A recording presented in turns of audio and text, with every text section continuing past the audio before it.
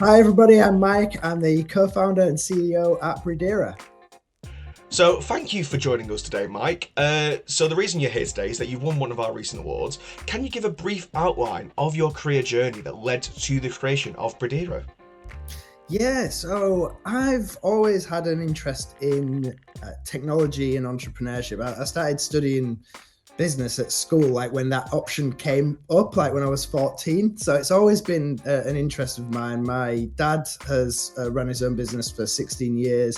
My uncle has as well. So there's sort of entrepreneurship in the family, and it's always been the sort of passion of mine to do something, on my own, not just sort of like be part of the family business as well. So prior to starting Breedera, my background is in actually selling veterinary and breeding equipment online. It was that actually introduced us to breeders for the first time, to the world of dog breeders for the first time. And from that, I always had this sort of that sort of obsession with apps. I'm a bit of I'm a techophile, so I love downloading the latest apps and technology and things like that. So when I was introduced to this world of breeders, one of the things that really surprised me was how analog the whole thing is.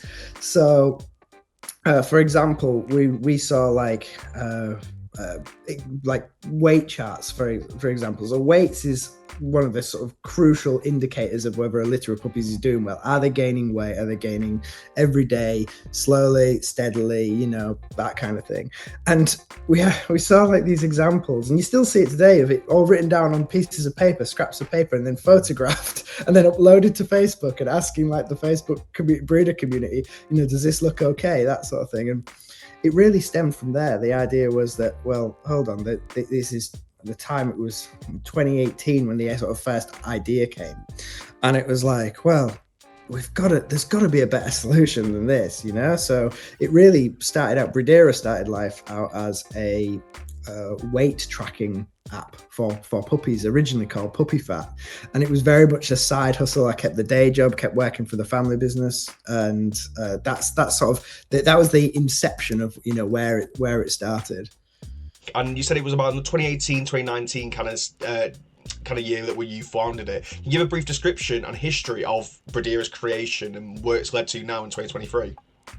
Yeah, so as I say, it started as a side venture, and unlike most startups, like many startups that you hear about in the press have a definitive start date. We started on this day, and then we quickly accelerated and iterated over 3 months, and then we got to this. Well, that wasn't our story. Like, we very much, it was a side hobby. I did it when I could, outside of the family business. It was 2018, 2019, then the sort of epiphany moment came that there's this opportunity. We had an MVP. That's when I met who is now co-founder, Chris. He's been the original developer from day one, and I originally paid him a really small sum of money to do a 2-week project, which was going to be the beginning and the end. It's going to be 2 weeks, weight tracking app for litters, done. But it was actually getting that out into the marketplace. So I'd made a few friends with a few breeders by this point, put it in front of them, and there was this sort of wow moment, this real pull of like, wow, we've never seen anything like this. Can we have extra features? We want to now track the feeds. Obviously, we're tracking the weights. We want to make sure we're tracking the feeds, the vaccinations and wormings, and so suddenly all of these extra feature requests come out. But it was a real pull from the market. So that kind of give me that initial confidence to go, well, I'm going to invest a bit more time, a bit more money in this. And we kind of did that. Obviously, throughout, then we had the pandemic that kind of happened 2019 time. End of 2019, beginning of 2020. And that really made everything go wild. We had a lot more interest in Breedera, but also the family business got really busy as well. So I found myself torn. And Chris very much picked up the baton, and I gave him extra time, extra funding, and said, look, can you keep developing this? We've got all these ideas. Can you just do it while I work on the family business? Then it got to 2020, 2020, and I applied for the accelerator program Unleashed, ran by Purina, and joined that in 2021 as the 2021 cohort, one of 6 companies chosen out of like 300 or so that had applied. And it was a real like validation that there's a real opportunity here. And what I'd not really clocked before, I always knew that breeders was super important to the life of a pet. So if you take your dog or your cat and you say, what's the most important factors that are going to lead to them having the healthiest, happiest lives? Obviously, you've got the care that they receive throughout life, but the inception of this, it all starts with the breeder. So I always knew that breeders had this influence on the life of the pet owner. But what Purina, their interest also validated was the influence of the breeder on the pet owner and the decisions that they make and the opportunities that a breeder may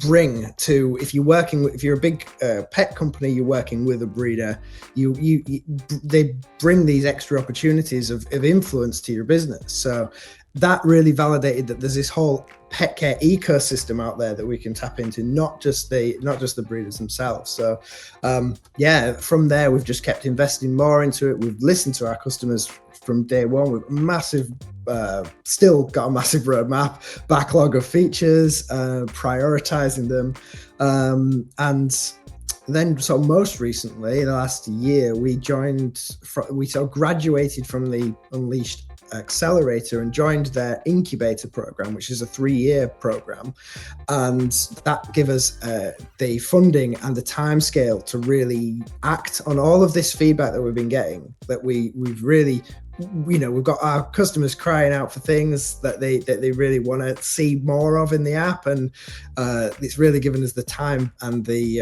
ability to action some of those. So that's where we're at now. We're 1 year in. Of course, in that time, we rebranded to Breedera, of course, in that time as well, because we started off as Puppy Fat, because it was really about the weight tracking, but now it's about far more than that.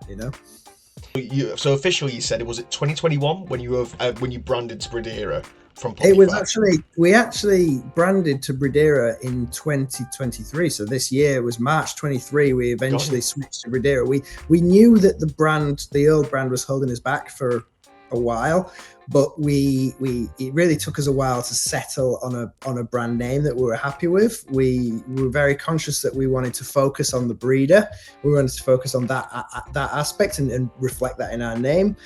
We also were conscious that we didn't want to kind of keep it at puppy, because really it's about the entire dog's life cycle. And obviously the name Breedera allows us to look at kittens and other pets in the future as well. So took us a while to find that, and also to align on our, what's our mission, what's our place. Like, we had a lot of features, we had a lot of ideas, we had a lot of we kept listening to our customers and building tech, but we didn't have that sort of that vision of what we actually were here to do, what's our core mission. And we've now got to that point where we're like, well, we know our place is to relieve responsible breeders from admin overwhelm. Like, yes, there's all sorts of services we can provide for breeders, but our service is to relieve them from this overwhelm that they experience on a daily basis.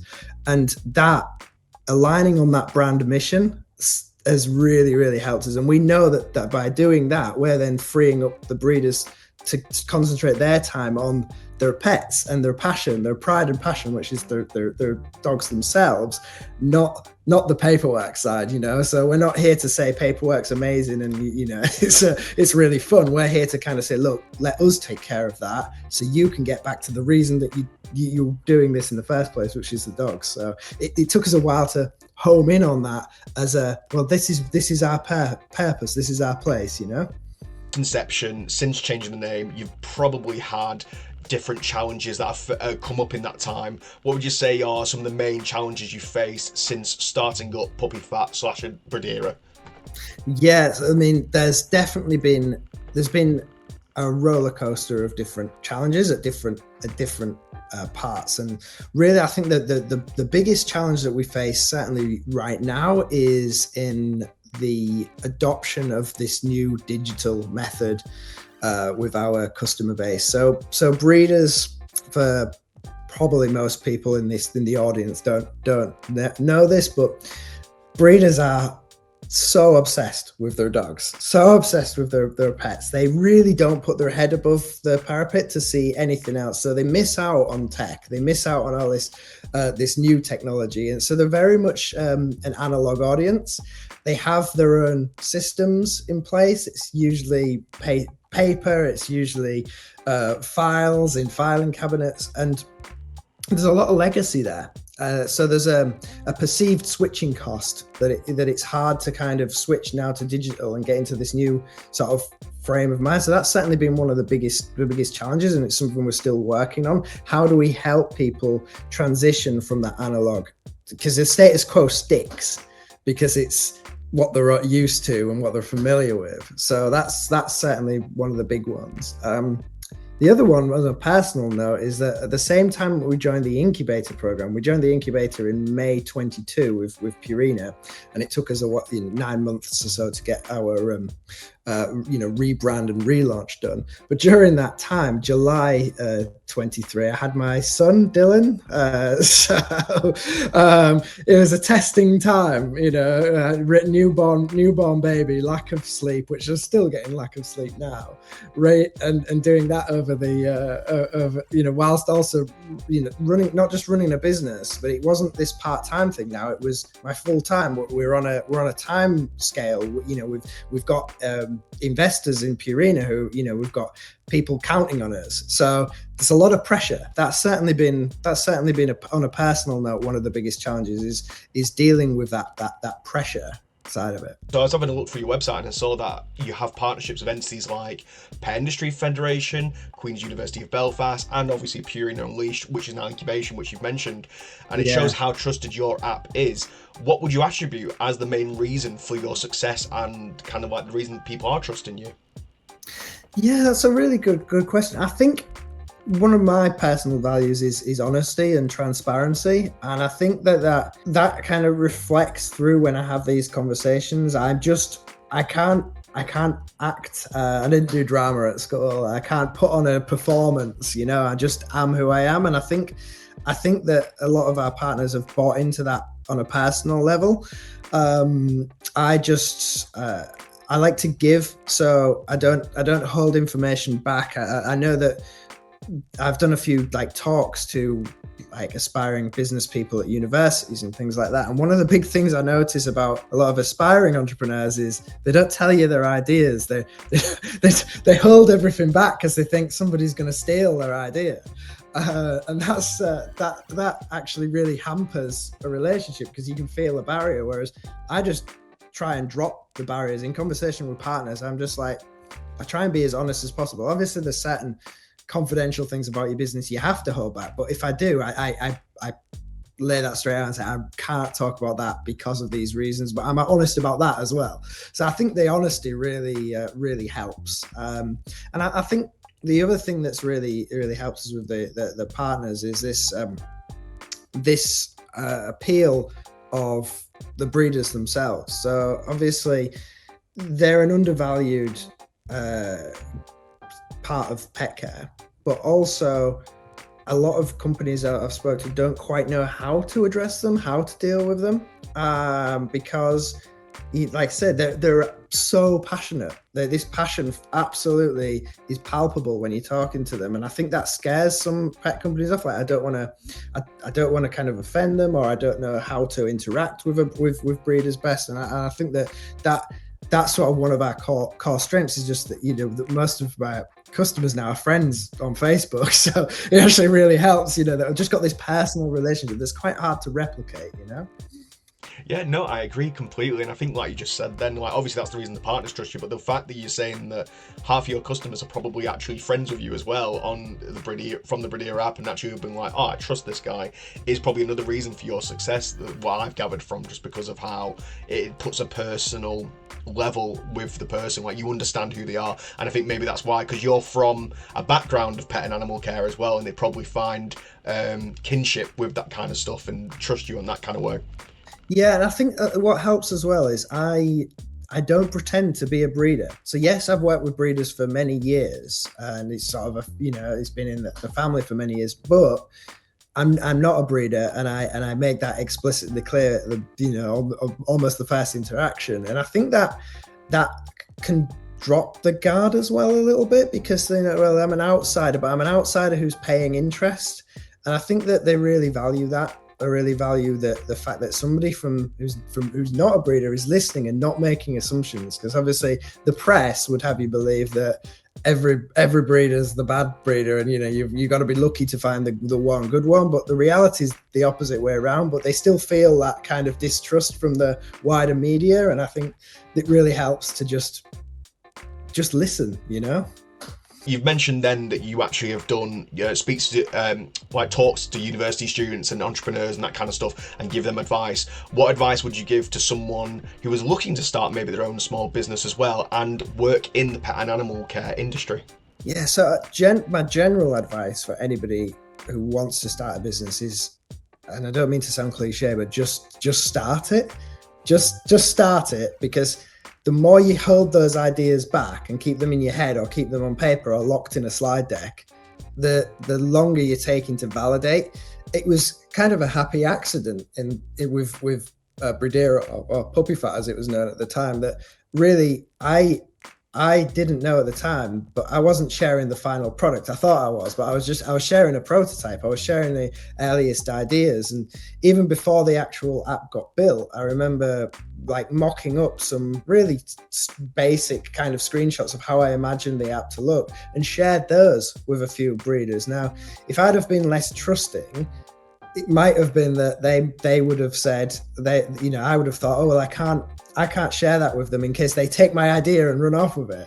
But that no one does, and if they do, then your idea wasn't secure enough. You didn't have an MVP, a USP in the first place.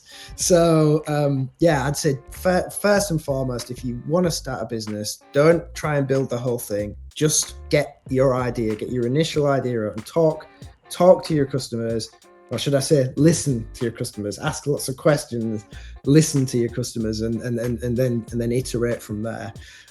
With pet care generally, it's a massive space, and it's, again, I don't think in the wider tech industry you hear about fintech, and you hear about agri-tech. Agri-tech is obviously closer in to the pet care space than say fintech is, but you don't really hear about pet tech, but it is actually a huge opportunity. And I would say that think about your place. That's something that only came to us later, but really think about your place. So for us, like, breeders are, as I say, the thin end of a very, very big wedge of, they're super, super hyper focused pet owners.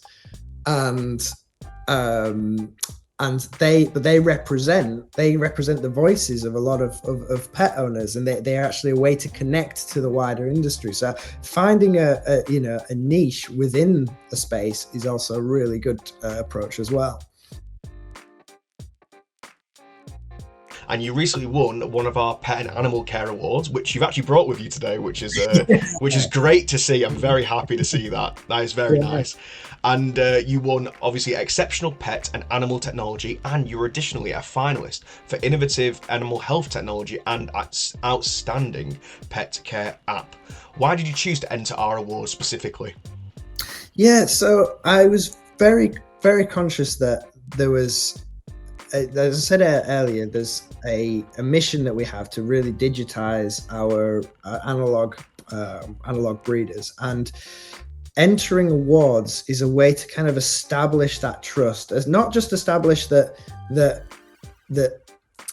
we're trustworthy, but that technology is working for them as well. So it was a very deliberate decision to go and look for awards that kind of reflected that value of kind of making sure that you're getting like publicity and awareness. And what I felt about the Business UK Awards particularly is that they allow us to kind of, there's a press pack involved. There's a lot of additional benefits other than just the accolade. There's obviously this interview.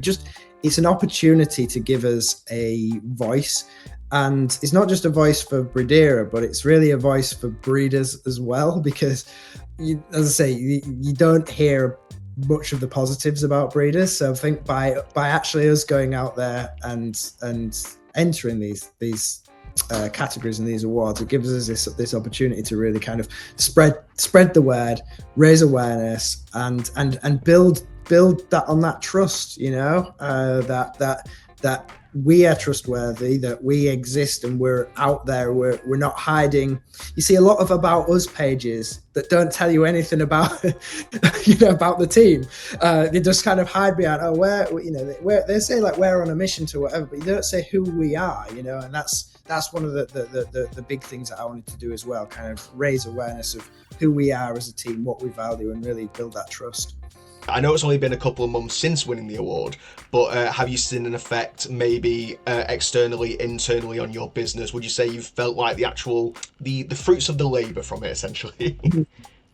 Yeah, as you say, it's really early days, but we've announced it through our Facebook community. We've got a community of 1,200 breeders on the Facebook there, and on our main social media channels as well. And we had really good responses from the breeders themselves. A lot of congratulations, a lot of pats on the back, which is great.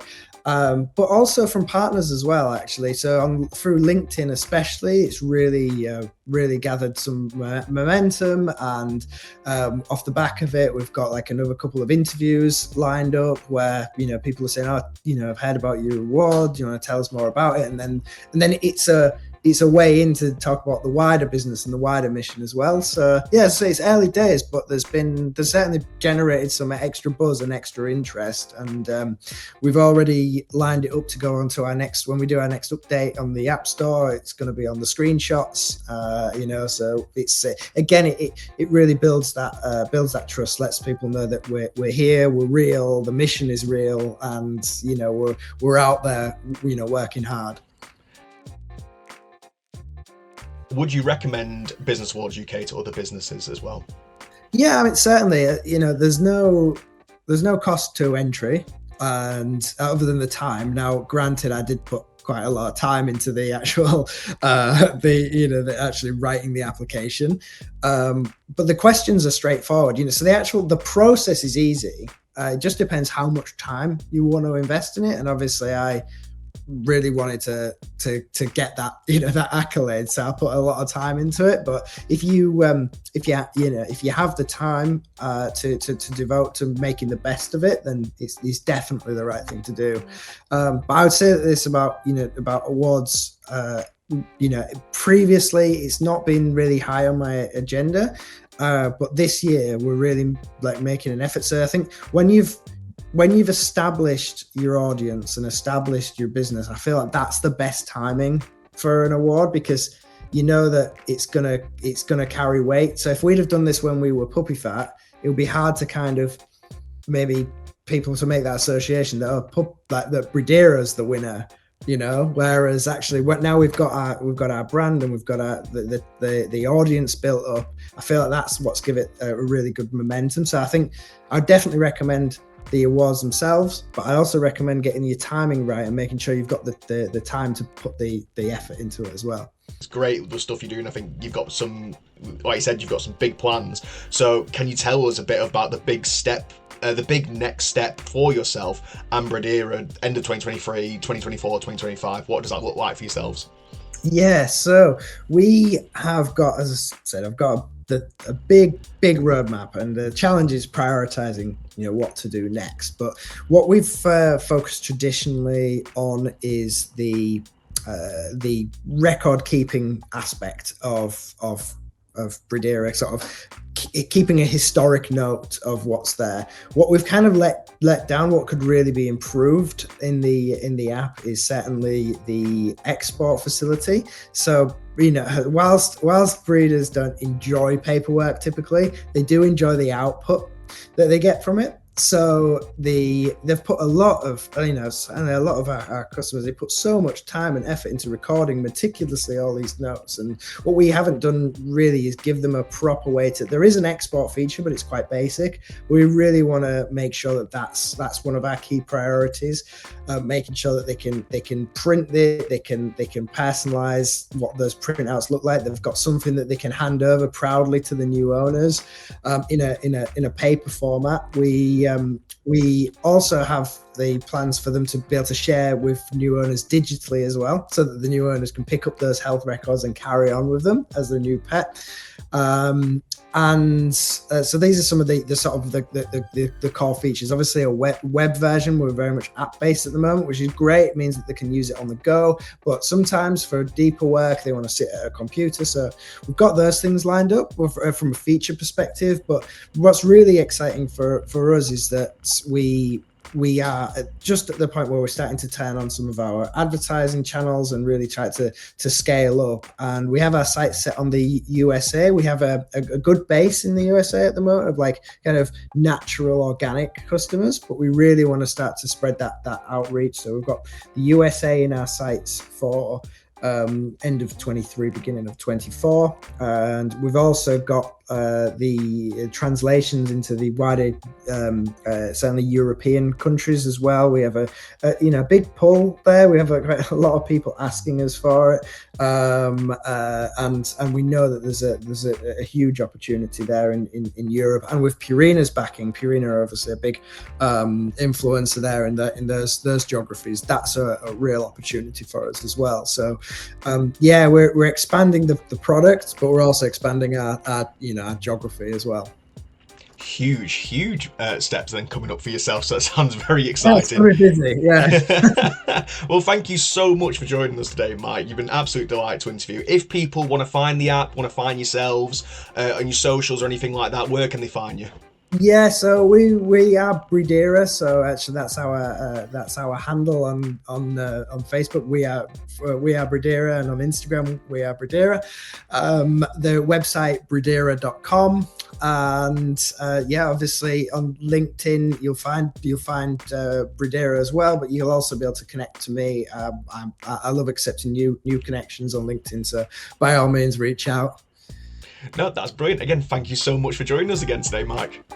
Thank you very much.